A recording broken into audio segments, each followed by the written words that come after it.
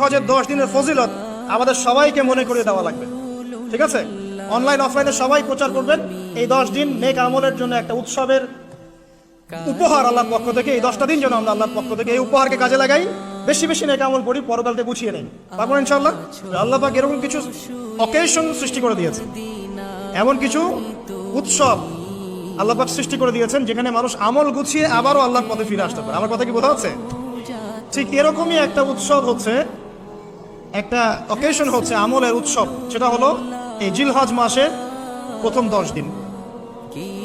এই জিলহজ মাসের প্রথম 10 দিন সম্পর্কে আল্লাহ পাক সূরা ফজরের মধ্যে শপথ করেছেন, ওয়াল ফাজরি, ফজরের কসম, ওয়া লায়ালিন আশর, এবং এই 10 রাতের কসম। এই 10 রাত বলতে এখানে জিলহজ মাসের এই 10 দিন এবং 10 রাতকে বোঝানো হয়। এর ফজিলত সম্পর্কে নবী সাল্লাল্লাহু আলাইহি ওয়াসাল্লাম একটা হাদিসে বলছেন, সহিহ বুখারী হাদিস, আনাস রাদিয়াল্লাহু আনহু ইবনে আব্বাস রাদিয়াল্লাহু আনহুমা থেকে বর্ণিত, নবী করিম সাল্লাল্লাহু আলাইহি ওয়াসাল্লাম বলেছেন যে মা মিন আইয়ামিন আমালু সালিহু ফীহিন্না আহাব্বু ইলাল্লাহ মিন হাযিহিল আইয়ামিল আশরা।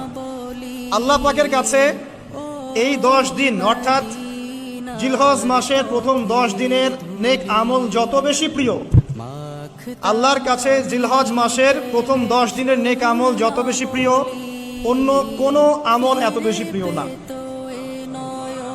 অন্য কোন আমল, এটা বুঝতে গিয়ে সাহাবায়ে কেরাম প্রশ্ন করছেন, ক্বালু, তারা বলছেন, ইয়া রাসূলুল্লাহ, হে আল্লাহর রাসূল, বলুন সাল্লাল্লাহু আলাইহি ওয়াসাল্লাম, ওয়ালাল জিহাদু ফি সাবিলিল্লাহ, আল্লাহর পথের জিহাদও কি নয়?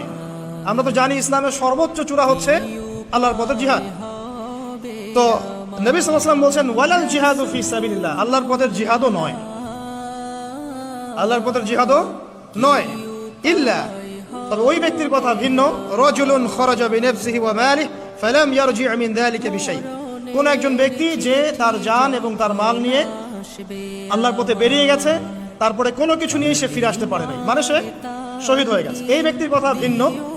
কিন্তু অন্য যে কোনো দিনের আমলের চাইতে এই 10 দিনের নেক আমল আল্লাহর কাছে সবচেয়ে বেশি প্রিয়। তাহলে আমরা বুঝতে পারলাম, আমরা যে 10 দিনে এখন বসবাস করছি, জিলহজ মাসের আজকে কয় তারিখ? 1 তারিখ। এই যে আল্লাহ পাক নিয়ামতের সাথে আমাদেরকে বাঁচিয়ে রেখেছেন, এই 10 দিন আমল করার সুযোগ দিয়েছেন, এই কৃতজ্ঞতা স্বীকার করে আমরা কিন্তু শেষ করতে পারবো না, পারবো না। জিলহজের 10 দিনের ফজিলত